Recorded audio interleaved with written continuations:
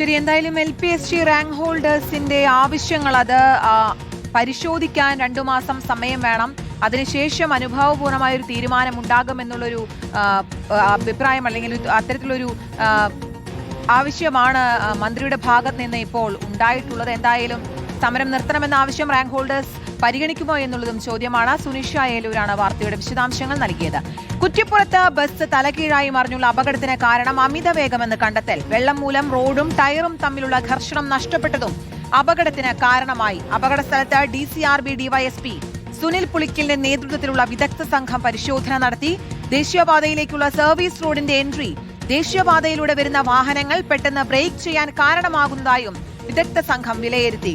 Mubasheer P. അക്ബറുണ്ട് വിശദാംശങ്ങൾ നൽകാൻ. മുബഷീർ, ഈ മഴ മൂലം ഈ റോഡിലുണ്ടാവുന്ന വെള്ളം, ഒപ്പം ഈ അമിത വേഗത്തിലെത്തിയ ബസ്, ഇതെല്ലാം ഈ അപകടത്തിന് കാരണമായി എന്നാണ് ഇപ്പോൾ വരുന്ന കണ്ടെത്തലുകൾ. ഒപ്പം ഈ നിർമ്മാണത്തിൽ അല്ലെങ്കിൽ ഈ റോഡിന്റെ ഘടനയിൽ ഒരു പ്രശ്നമുണ്ട്, ഒരു തകരാറുണ്ട് എന്നാണ് വിദഗ്ധ സംഘത്തിന്റെ വിലയിരുത്തൽ. അതേ കീർത്തന, പ്രത്യേക അന്വേഷണ സംഘം അടങ്ങുന്ന വിദഗ്ധ സംഘമാണ് ഇന്നിപ്പോൾ ഈ കുറ്റിപ്പുറം അപകടമുണ്ടായ മേഖല, ദേശീയപാതയിലെ കുറ്റിപ്പുറം പ്രദേശം ഇന്ന് സന്ദർശനം നടത്തിയിരിക്കുന്നത്. DCRB DYSP ആയിട്ടുള്ള സുനിൽ പുളിക്കലിന്റെ നേതൃത്വത്തിലുള്ള സംഘമായിരുന്നു ഇന്ന് അവിടെ പരിശോധന നടത്തുന്നത്. ബസിന്റെ അമിത വേഗത അപകടത്തിന് കാരണമായി എന്നുള്ളത് പ്രധാനപ്പെട്ട ഒരു കാരണം തന്നെയാണ്. നേരത്തെ തന്നെ പുറത്തു വന്നൊരു വിവരമാണ്.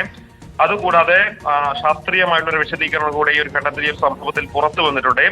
ഹൈഡ്രോപ്ലെയിനിങ്ങും അപകടത്തിന് കാരണമായി. അതായത് വെള്ളം മൂലം റോഡും ടയറും തമ്മിലുള്ള ഘർഷണം നഷ്ടപ്പെടുന്ന അവസ്ഥ റോഡിനെ സംബന്ധിച്ചിട്ടുണ്ടായിട്ടുണ്ട്. അമിത വേഗതയിൽ വന്ന വാഹനം ഈ പാതയിൽ വെള്ളം ഉള്ളത് മൂലവും അപകടത്തിലേക്ക് നയിച്ചു എന്നുള്ളതാണ് കണക്കുകൂട്ടൽ.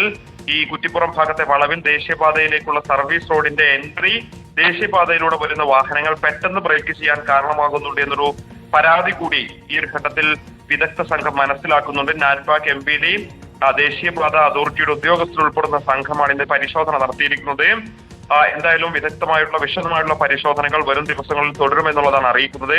ബസ്സുകൾ ഉൾപ്പെടെയുള്ള വാഹനങ്ങൾ അമിത വേഗത്തിൽ നിയമം ലംഘിച്ചുകൊണ്ട് ദേശീയപാതയിലൂടെ കടന്നു പോകുന്നതിന് കർശന നടപടികൾ എടുക്കുമെന്നുള്ളതാണ് പോലീസ് ഉദ്യോഗസ്ഥർ ഈ ഘട്ടത്തിൽ വ്യക്തമാക്കുന്നത്.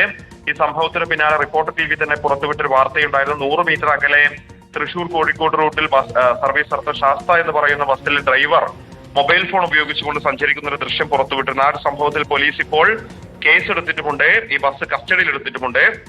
എന്തായാലും അത്തരത്തിലുള്ള നിയമ ലംഘനങ്ങൾക്കെതിരെ നടപടി തുടരുന്നതിനോടൊപ്പം തന്നെ ഇപ്പോഴത്തെ ഈ സംഭവത്തിൽ വിശദമായിട്ടുള്ള അന്വേഷണം തുടരുമെന്നുള്ളതും പോലീസ് അറിയിക്കുന്നുണ്ട്. ശരി, മുബഷീർ P. അക്ബറാണ് വിശദാംശങ്ങൾ നൽകിയത്. ഞെട്ടിച്ച ഒരു അപകടമായിരുന്നു അത്. അതിലിപ്പോൾ DCRB DYSP നേതൃത്വത്തിലുള്ള സംഘമാണ് അന്വേഷിക്കുന്നത്. നാറ്റ്പാക് പ്രതിനിധികളും MPDയുടെ അന്വേഷണവും ഒരു ഭാഗത്തുണ്ട്. എന്തായാലും മഴ മൂലമുണ്ടായ ഈ റോഡുമായുള്ള ഘർഷണം അതാണ് ഇപ്പോൾ പ്രശ്നത്തിന് അല്ലെങ്കിൽ അപകടത്തിലേക്ക് നയിച്ചത്. ഒപ്പം ബസിന്റെ അമിത വേഗതയാണ് ഏറ്റവും പ്രധാനപ്പെട്ട അപകട കാരണമെന്നാണ് വിലയിരുത്തൽ. മുബഷീർ P. അക്ബറാണ് വാർത്തയുടെ വിശദാംശങ്ങൾ നൽകിയത്.